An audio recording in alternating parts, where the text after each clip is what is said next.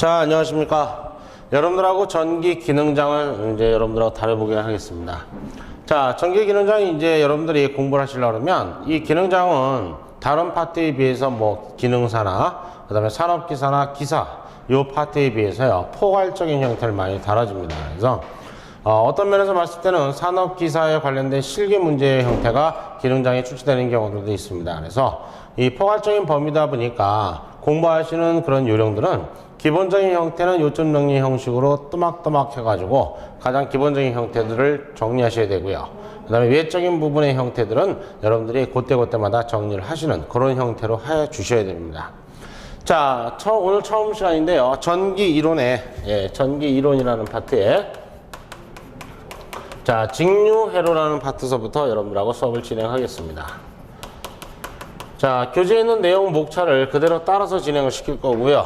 거기에 관련된 부분들을 중요한 부분은 중요한 부분이라고 말씀을 해드리고 가겠습니다. 자, 1차 때 보니까 전기의 본질이다. 그래서 이제 물질에 관련된 부분이 원자라든지 분자라든지 원자핵과 또는 이런 형태의 중성자 성질들을 갖다가 우리 양성자다. 이런 것들은 구분되어 있는 그런 구조물에 관련된 부분의 성질들을 나타내 있고요. 자, 그래서 물질의 구성은 그렇게 되어 있고, 두 번째 하니까 자유전자라고 나와 있습니다. 그래서 이 자유전자라고 얘기하는 친구는 자유부인을 생각하시면 되죠. 전자가 자유적이다. 그래서 이놈은 이탈전자라고도 얘기합니다. 외부로 이탈되는 전자 성질을 갖고 있는 친구다. 자, 어떻게 보면 자유전자가 발생했다는 것 때문에 전이차라는 성질이 발생을 하고, 이 전이차라는 성질로부터 어떤 전기적인 형식의 에너지가 발생한다. 이렇게 볼 수 있습니다. 그래서 자유전자 관련된 부분은 뭐 원자핵과의 결합력이 약해 외부의 자극에 의해서 쉽게 원자핵의 구성력을 이탈할 수 있는 전자이다. 자유전자의 이동이나 증감에 따라서 전기적인 현상들이 발생한다. 이렇게 명시되어 있죠. 그래서 그런 내용들이구나. 이렇게 봐주시면 되지 이거에 대해서 너무 이렇게 어렵게거나 그렇게 생각하실 필요성은 없습니다. 자, 두 번째 가니까 전기 발생이다. 그래서 중성 상태나 양전기 발생과 음전기 상태다. 그런데 이제 전하라는 성질이 플러스가 2개고 음전하가 마이너스 하나가 있다. 이렇게 돼 있다면 양전하를 띄고 있다라고 볼 수 있겠죠. 남자 2명과 아가씨 1명이 있다. 그러면 2대1의 관계니까 남자 1분이 남겠죠. 그래서 양전의 성질이다. 반대로 여성 2분이 있고 남성 혼자 계시다. 그렇게 되면 이건 당연히 음전화 형식을 갖고 있겠죠. 자, 1대1의 관계다. 플러스하고 마이너스가 같이 공존하는 상태다. 이런 상태를 우리가 중성 상태라고 얘기합니다. 그래서 모든 형태의 기본적인 형태는 중성 상태가 이제 평형 상태를 기준으로 하는 거겠죠. 자, 세 번째로 하니까 전하와 전기 양이다. 이렇게 되어 있습니다. 자, 우리가 전기량이다. 이렇게 기호를 쓰게 되면 Q라고 쓰는데, 자, 우리가 전기가 갖고 있는 양이다. 그 크기를 나타내는 것을 우리가 질량을 나타냈을 때 전기양이다. 이렇게 얘기를 합니다. 그럼 전기양을 우리가 알 수 있느냐? 그건 불가능하죠. 왜? 여러분들이 집에 있는 콘센트에다가 젓가락을 꽂아놓고 두 손으로 만지면서 우리 집은 따뜻하구나. 이렇게 얘기할 수 없다는 얘기죠. 양을 측정한다는 얘기는 물질이 갖고 있는 질량을 측정한다는 기준이라는 얘기죠. 그래서 우리 전기에서는 기본적으로 크기를 따지지 질량을 따지지는 않는다. 그래서 여러분들이 테스트하기라는 놈을 사용해 가지고 바늘 지침이 220V를 가리켰을 때 크기를 따지겠다는 얘기겠죠. 어떻게 됐든 간에 이 전기 양을 구해야 된다. 그래서 전기량의 기호는 뭐라고 얘기하냐? Q라고 약속을 했고요. 이 전기량의 단위는 누구라 쓰냐? 쿨롬이라는 단위를 사용하게 됩니다. 누가 만들었기 때문이다? 쿨롬이라는 사람이 만들었기 때문이에요. 자, 전기를 공부하시다 보게 되면 이 단위라는 성질들에 관련돼서 사람의 이름을 따서 많이들 만듭니다. 근데 그분들의 인생에 대해서 알려고 노력하지 마십시오. 왜? 여러분 인생들도 제 인생들도 복잡합니다. 그래서 여러분들 전기 자율증을 취득하려면 기능자 자율증을 취득하려면 일단 단위계라는 성질이 쿨롬이다. 이렇게 인지만 하시면 됩니다. 그럼 이 전기량이라는 성질은 어떻게 구할 것이냐? 전기량은 우리가 측정할 수가 없다 보니까 어떤 도선에 거리를 주고요. 이 거리에 전류를 인가하는 거죠. 그럼 전류라는 놈을 인가했을 때 끝에 도착한 시간까지 걸린 시간. 그래서 우리가 전기량이라는 것은 흐르는 전류에다가 시간이라는 놈을 곱했을 때 그 물질이 갖고 있는 양을 구하겠다. 그래서 단위를 뭐라고 쓴다? 쿨롬이라고 쓴다. 자, 이때 당시 여기에 전류라는 친구가 나왔고요. 이 전류라는 친구 I는 우리가 단위를 뭐라고 얘기한다? 암페어라고 얘기하죠. 누가 만들었으니까 암페어. 여기 이제 T라고 나와 있는데 이 T라고 얘기하는 친구는 누구다? 시간입니다. 그래서 우리 특별한 이변이었으면 다 뭐다? 초단위를 사용한다. 이렇게 여러분들이 정리해 주셔야 된다. 그래서 이 가장 기본이 되는 것들을 이제 정리해야 되는데, 이때 여러분들 이제 용어가 해결이 안 되죠. 전압이라는 친구가 있고, 전류라는 친구가 있고, 저항이라는 친구 세 가지가 있어요. 이 친구들의 조합이 얼마만큼 행복한 인생을 살았느냐, 이런 것들을 우리가 증명했던 분이 오음이라는 분입니다. 그래서 이걸 갖다 오음의 법칙이다, 이렇게 정의를 내리게 되죠. 일단은 전압이라고 얘기하는 놈은 우리가 V라고 쓰고 단위는 볼트 이렇게 써 있죠. 자, 전류라는 놈은 I라고 쓰고 단위는 암페어라고 씁니다. 저항은 R이라고 쓰고 단위는 뭐라고 쓴다? 오음이라 약속을 했다는 얘기죠. 그래서 오음이라는 분이 만든 거고 암페어라는 분이 만든 거고 전압은 볼트라는 분이 만들었다, 이렇게 생각하시는 게 편하시다는 얘기예요. 그러면 중요한 게 누가 만들었냐는 중요하지 않습니다. 그럼 여러분들이 알아야 되는 내용이 뭐냐? 이 전압의 뜻을 아셔야 돼요. 아니, 전기를 갖다가 여러분들이 해석을 해야 되는데 전압이라는 뜻 자체를 모르는 상태에서는 아무 의미가 없죠. 전압이라는 것은 어떤 것을 얘기하는 거냐? 제가 튜브를 한 1m짜리 튜브를 하나 갖다 놓고요, 입에다 물을 한 모금 담습니다. 그럼 이 튜브 1m짜리다가 입에 있는 물을 갖다 훅 불게 되면 이 앞에 계시는 수강생분은 로얄 젤리를 맞게 됩니다. 아주 행복하죠. 자, 옆에 계시는 수강생분을 여러분들 잘 아는 기차역까지 뭐 전철역까지 거리를 한 1km 정도 띄워놓고 이때 튜브를 쭉 끌고 갑니다. 동일한 물의 양과 압을 불어내기 시작을 합니다. 그러나 1km 후방에 있는 수강생분은 전화가 오죠. 근데는 왜? 도착을 안 하니까.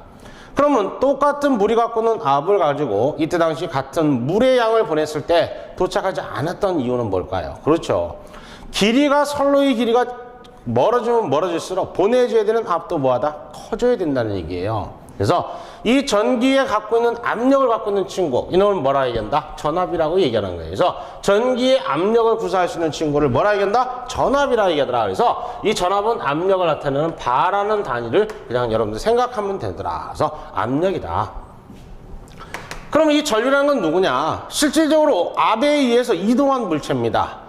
제가 입에 뭘 머금고 있었다 그랬어요? 물을 머금고 있었다 그랬죠? 이 물이라는 친구가 뭐가 되는 거다? 전류입니다. 그래서 전기가 얼마만큼의 일을 할 것이냐, 일의 능률을 얘기하는 게 인류라고 얘기했죠. 이런 친구를 갖다 우리가 뭐라 한다? 전류라고 얘기하는 거예요.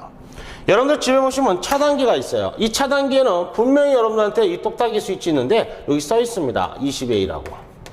또는 차단기 위에 보게 되면 이렇게 똑딱이 스위치에 30A라고 써 있어요. 그러면 얘는 20A짜리고 얘는 얼마다? 30A짜리라는 얘기야. 그러면 누가 일을 더 많이 한다는 얘기죠? 당연히 30이 일을 많이 하겠죠. 근데 여기에는 전압이라는 부분이 명시가 돼 있었던가요? 아니죠. 왜?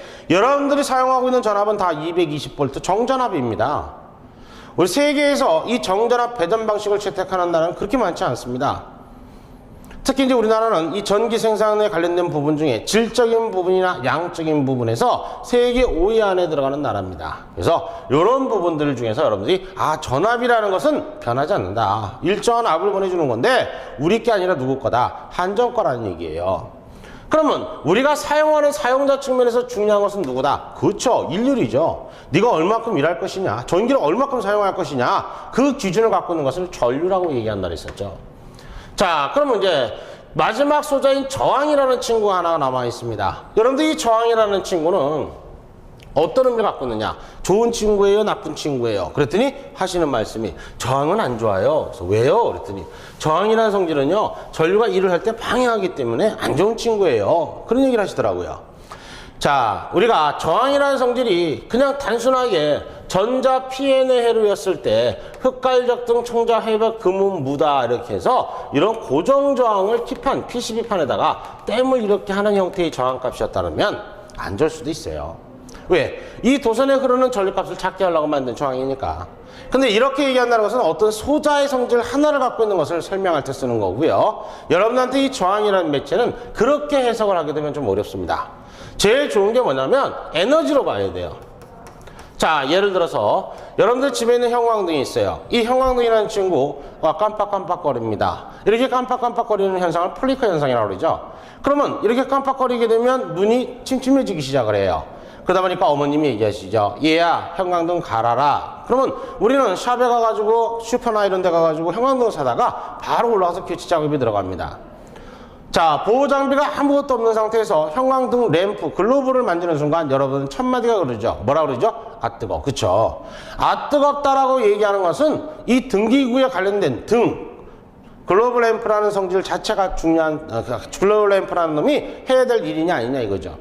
다시 얘기해서 램프라는 성질은 빛을, 조도를 발산하는 게 목적이지 열을 발산하는 것은 아니란 얘기예요. 왜? 추울 때 가끔 천장에 이 형광등을 감싸고 누워있는 경우는 우리는 없다는 얘기야. 그래서 결론적으로 빛이라는 친구에서 에너지가 조도라는 성질로 발생을 시켰다. 이렇게 봤을 때는 이건 진짜 에너지가 된 거예요.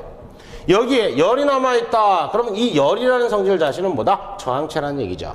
결론적으로 이 열은 다 뭐다? 손실로 볼 수 있다. 그래서 에너지 측면에서 봤을 때 빛이 발생하고 있는 상태였을 때 당시는 이걸 저항이라 인지하기 어렵다. 다시 무슨 얘기냐? 필라멘트를 3번 감은 놈의 전구가 있고요. 필라멘트를 5번 감은 전구가 있다. 이렇게 가정을 할게요. 이때 당시에 빛이 나오는 조도의 크기는 이거 3번 감은 친구와 5번 감은 친구 중에 어떤 친구가 조도가 더 많이 나온다?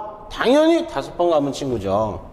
그럼 여러분들이 이 필라멘트라는 성질이 갖고 있는 크기는 저항체라고 생각을 한다면 이때 빛이 많이 나온다는 측면에서 봤을 때 에너지 입장에서 보면 당연히 5번을 감은 친구가 에너지가 많이 발산을 하겠죠.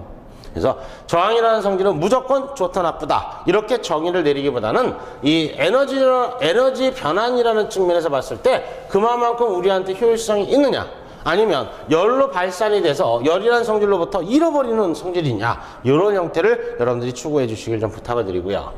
이때 오음이라는 사람이 만든 법칙이, 자, 이 전압원이라는 것은 흐르는 어떤 도선에 흐르는 전류와 저항이라는 값의 크기의 곱과 같다. 그래서 볼트라고 얘기를 했죠.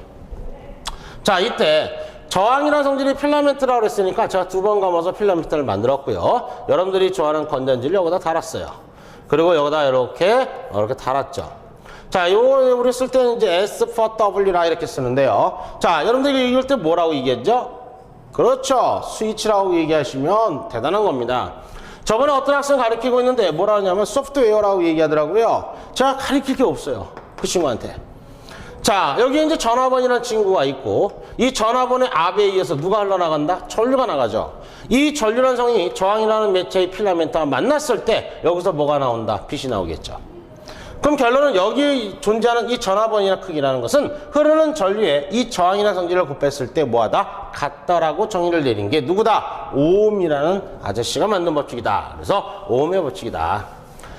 자, 오음의 법칙이 들어갔을 때 여러분들이 꼭 기억을 해야 되는 내용이 뭐냐? 자, 이항연산이라는 걸 여기서 좀 하고 가야 되겠습니다. 자, 우리가 이항을 연산한다. 항을 다른 데로 보내준다. 그런 계산 방법을 뭐라 한다? 이항연산이다.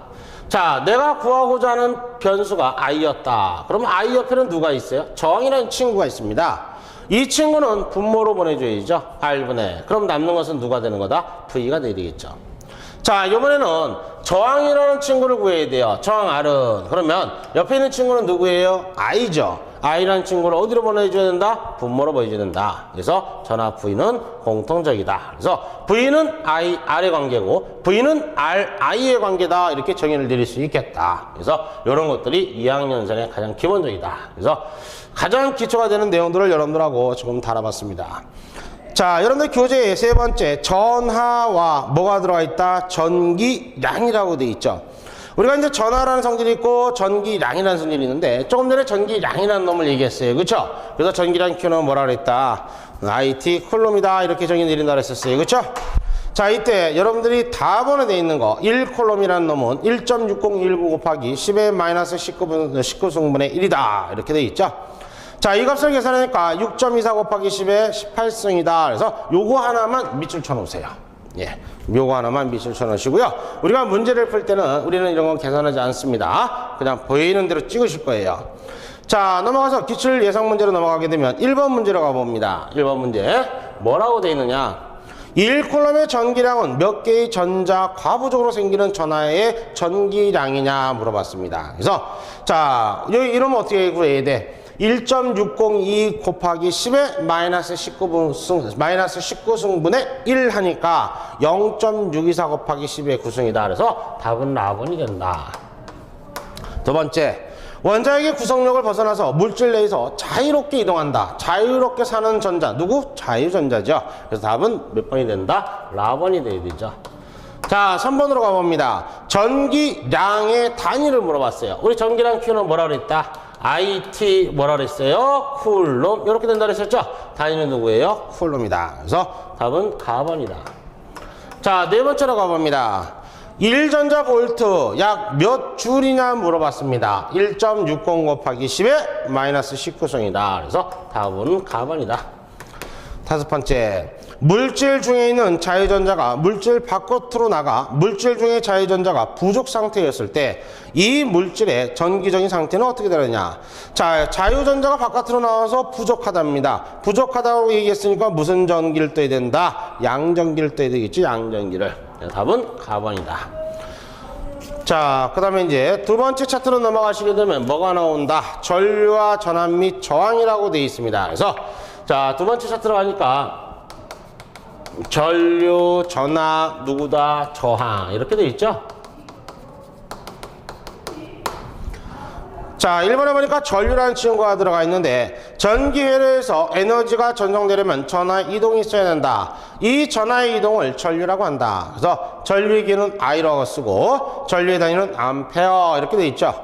어떤 도체의 단면을 T초 동안에 Q쿨럼의 전기량이 이동했을 때 통과한 전기량을 정해야 한다. 그래서 이때는 여러분들한테 전류 I는 T분의 Q쿨럼이라고 되어 있죠. 다시 여기 되면 우리가 Q 전기량 Q는 뭐라 그랬다? IT 쿨럼이라 그랬는데 전류를 기준으로 한다면 전류 I는 어떻게 돼요? T분의 Q. 그래서 전류에 대한 단위니까 누가 들어간다? 암페어다. 이렇게 정의를 내릴 수 있겠죠. 그래서 이렇게 이해를 해주시면 되겠다. 자, 따라서 1A는 1초 동안에 1쿨럼의 전기량이 이동할 때 전류의 크기를 나타낸다. 이렇게 정의가 되어 있습니다. 두 번째, 전류의 방향이다. 우리가 통상적으로 전류가 흘러가는 방향과 전자가 이동하는 방향은 반대로 하고 보통 얘기합니다. 그래서 지금 보시면 그림이 하나가 나와 있는데 건전지에 보시게 되면 플러스 극이 있고요. 이렇게 긴 게 플러스 극이 있죠. 작은 게 마이너스 극이죠. 그래서 건전지라는 경우가 이렇게 돼 있는데 전류는 플러스에서 어디로 간다? 마이너스 쪽으로 이동이 됩니다. 근데 전자는 마이너스 쪽에서 플러스 쪽으로 이동을 하죠. 그래서 전자의 방향과 전류의 방향은 반대가 된다. 이렇게 이해하시면 됩니다. 뭐 이렇게 대단히 중요하거나 그런 내용은 아니다. 자, 두 번째가 하니까 전압. 그래가지고요. 일렉트릭 볼테이지라고 그래요. 또는 전위차다. 이렇게 되어 있습니다. 우리가 여러분들이 조심해야 되는 게 전압이다. 그럼 전기적인 압력을 갖고 있는 거고요. 이 압력으로부터 큰 데와 작은 데의 차를 갖고 있는 친구들, 이런 친구들을 갖다가 우리가 뭐라 얘기한다? 전위차라고 얘기하죠. 전압이 갖고 있는 위치적인 차이다. 그래서 전위차라고 얘기한다. 자, 그래서 1번 보니까 전압 또는 전위차라고 했고 전류를 흐르게 하는 전기적인 에너지의 차이고 전기적인 압력의 차를 말한다. 전기열에 써 있어서 이미 한 점의 전기적인 높이를 그 점의 전위라 한다. 두 점 사이 전위차를 전압으로 나타내며 전류는 높은 전위에서 낮은 전위로 뭐한다? 흐른다. 그래서 당연히 큰 데서 작은 데로 흐르는 거지 작은 데서 큰 데로 흐르기는 좀 어렵다. 그래서 여러분들이 계산 수식값을 계산하다 보면 네모에서 세모를 빼준다 하게 되면 여기 나오는 이 동그라미가 갖고 있는 부호성은 자, 얘가 마이너스가 들어가고 얘가 플러스 들어갈 수도 있고요. 얘가 플러스 들어가고 얘가 마이너스 들어갈 수도 있어. 그쵸? 아니면 플러스니까 10 빼기 2는 얼마? 8 이렇게 된다는 얘기예요. 그래서 여러분들은 정부성이라는 회로 기본이에요. 플러스 영역으로 떨어지는 게 가장 기본이다 합시다. 자, 두 번째가 하니까 전압의 크기다. 그래서 전압의 기호는 V라고 쓰고 두 번째 전압의 단위는 볼트다. 그래서 세 번째, 어떤 도체에 Q쿨럼의 전기량이 이동하여 W주를 일을 하였다면 이때 전압 V볼트는 다음과 같다. 이렇게 되어 있습니다. 그래서 지금 이 내용은 뭐냐면 전기가 어떤 일을 했다라는 얘기죠. 전기가 어떤 일을 했느냐? 자, 이쪽으로 좀 오겠습니다.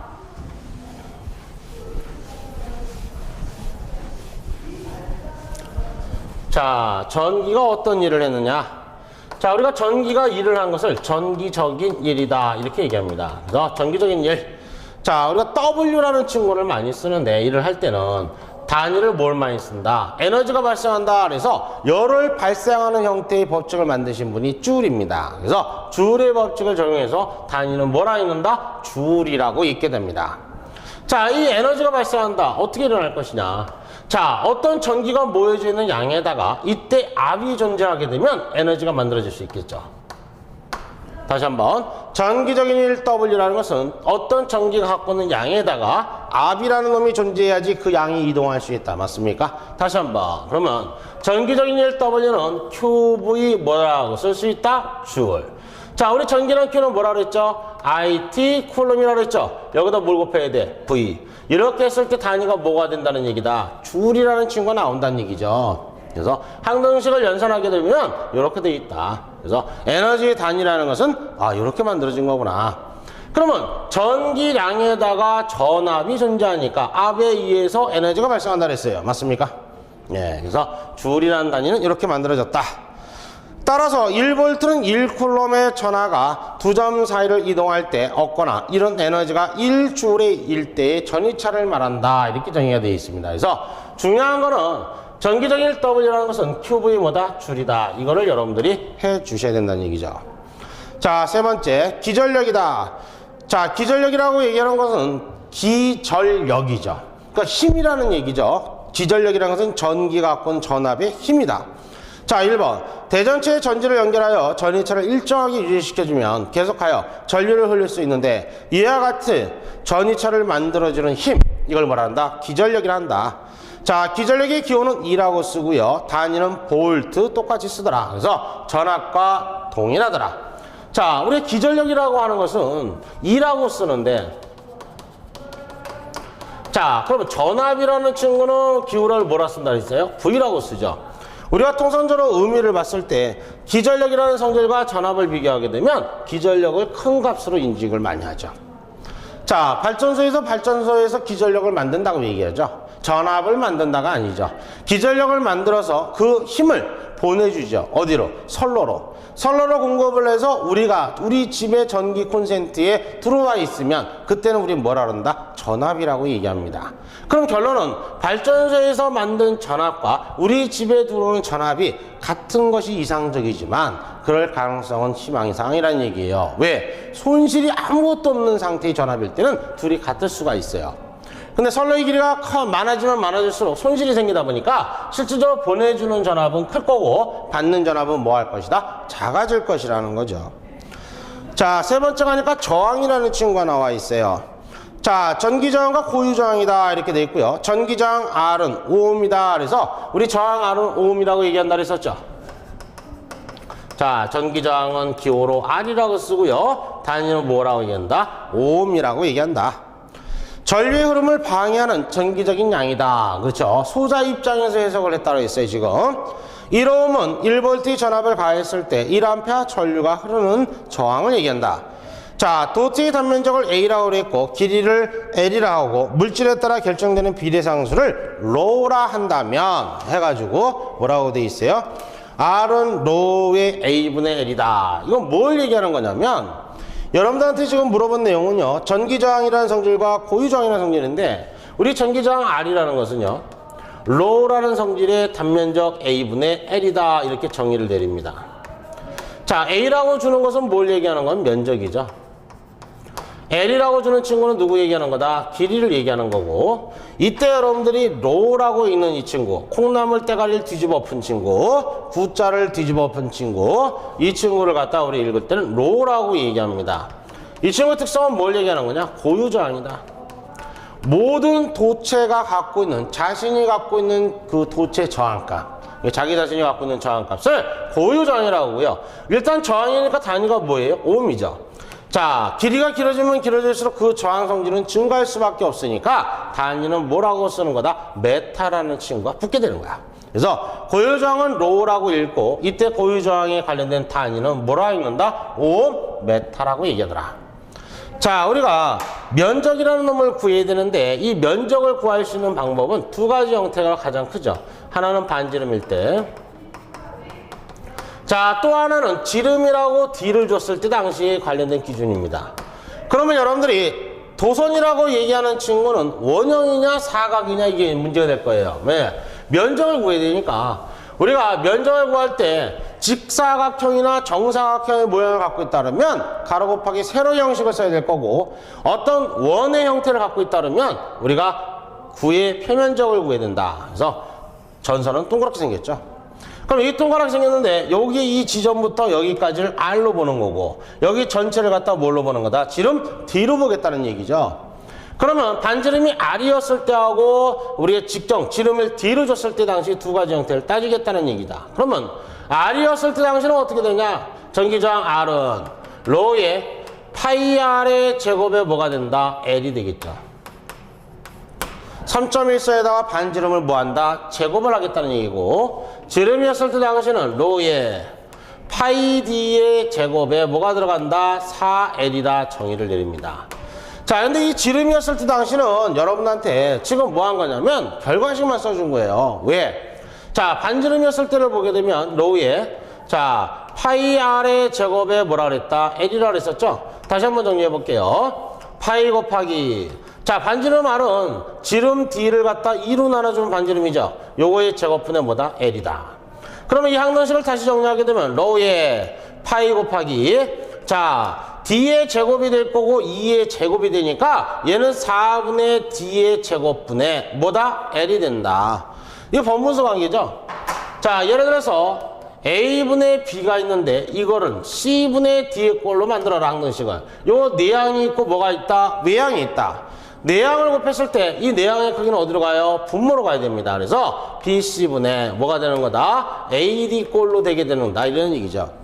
그러면 얘는 1분의 1이니까 지금 요 놈하고 요 놈은 곱해져야 될 거고 L하고 4는 곱해져야 된다는 얘기예요. 지금 번분수 관계니까. 그럼 다시 한번 정리를 하면 로의 파이 D의 제곱에 4만 위로 올라가니까 4L 꼴이 되더라. 그래서 요 구한 항등식이 바로 이 친구라는 얘기죠.